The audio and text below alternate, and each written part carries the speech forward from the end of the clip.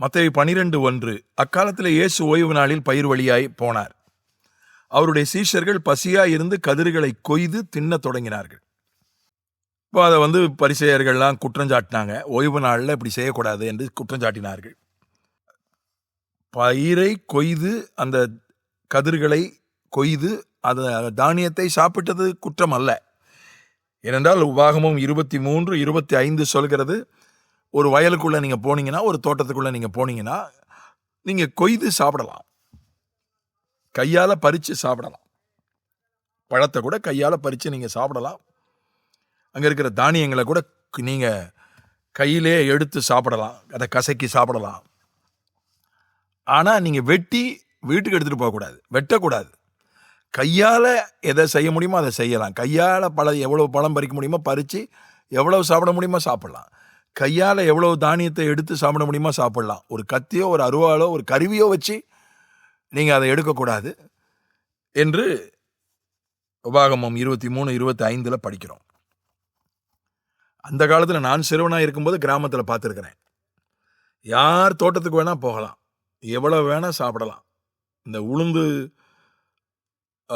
பயிர் போட்டிருப்பாங்க, உளுத்தம் பருப்பு என்று சொல்லப்படுகிற உளுந்து, அந்த பயிரை கூட நம்ம யார் வயலுக்குள்ளே போனாலும் அதை எடுத்து சாப்பிடலாம், கசக்கி சாப்பிடலாம், யாரும் ஒன்றும் சொல்ல மாட்டாங்க. அதே மாதிரி ஒரு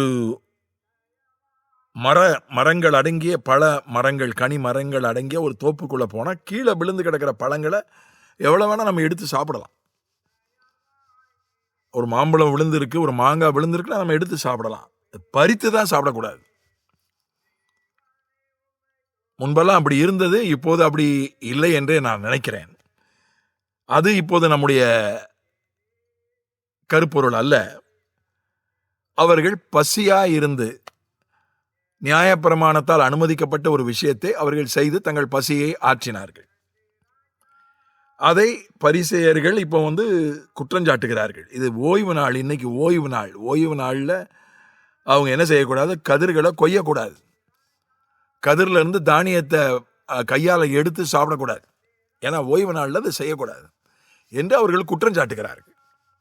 இயேசு அவர்களை ஆதரித்து பேசுகிறார்.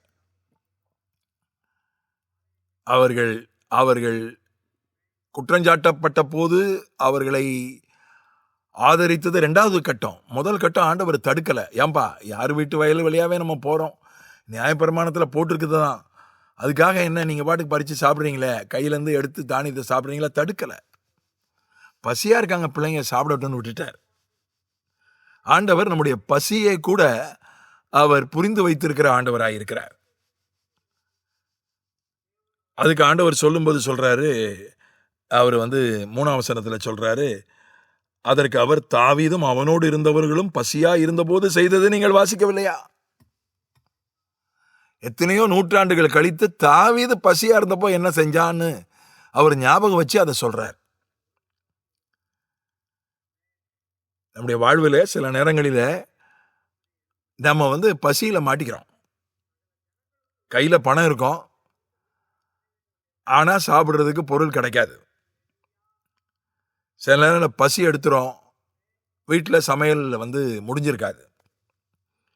அந்த மாதிரி சந்தர்ப்பங்களில் சில நேரங்களில் நாம் சிக்குவது உண்டு.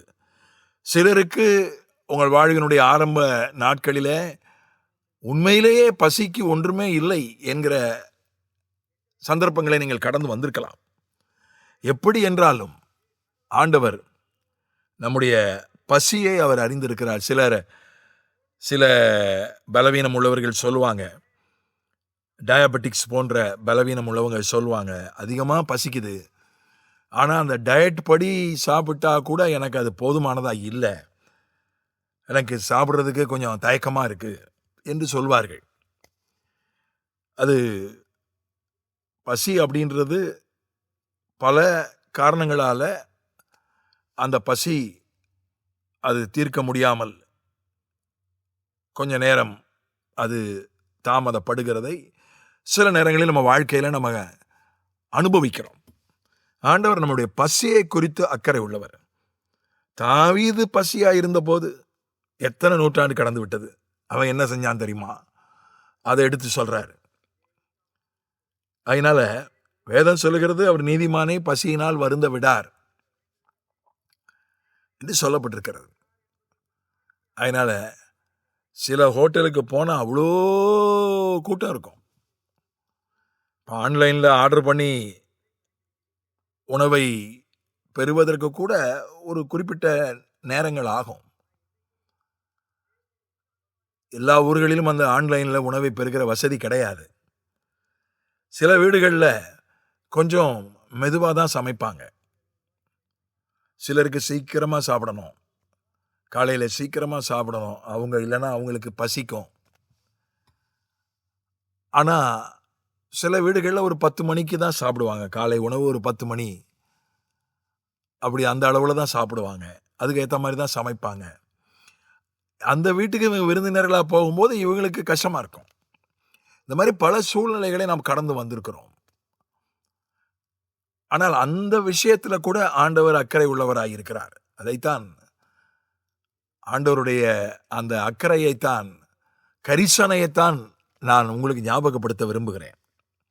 அது பலவீனத்தால் வந்த பசியாயிருக்கலாம், பண பிரச்சனையால் வந்த பசியாயிருக்கலாம், சூழ்நிலையால் வந்த பசியாயிருக்கலாம். அது எந்த விதத்தில் வந்திருந்தாலும் ஆண்டவர் அதை குறித்து கரிசனை உள்ளவராக, அதை குறித்து அக்கறை உள்ளவராக அவர் காணப்படுகிறார். அதற்காக கர்த்தருக்கு ஸ்தோத்திரம். ஆகவே அவர் நமக்கு ஆகாரம் கொடுக்கிறவர், நம்மை போஷிக்கிறவர். எல்லாரும் நமக்கு கருவிகள் தான். அது ஹோட்டலாக இருந்தாலும் சரி, அது குடும்பத்தாராக இருந்தாலும் சரி, எல்லாருமே கருவிகள் தான். போஷிக்கிறவர் கர்த்தர். எல்லா ஜீவராசிகளுக்கும் ஆகாரம் கொடுக்கிறவர் கர்த்தர். அப்பம் எனும் ஆதரவுகோலை நீட்டுகிறவர் கர்த்தர். அவருடைய அக்கறையை, கரிசனையை எப்பொழுதும் நினைவில் கொள்வோம். கவலை நம்மை விட்டு பறந்து ஓடி போகும். ஆமென்.